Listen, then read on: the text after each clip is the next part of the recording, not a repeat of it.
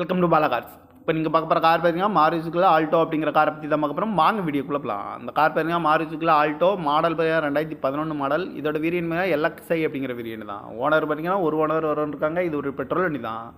Kilometre பார்த்தீங்கன்னா 1,50,000 kilometre running ஆயிருக்கு. Company service ரெக்கார்டோட வண்டி வரவன் இருக்காங்க.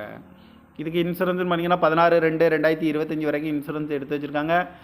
காரோட ப்ரைஸ் என்ன சொல்கிறாங்கன்னா 2,65,000 சொல்கிறாங்க. ரேட்டு குறைக்க முடியும்னு சொல்லியிருக்காங்க. குறைச்சி பேசி இந்த காரை பைப்பிங்களான்னு சொல்லியிருக்காங்க.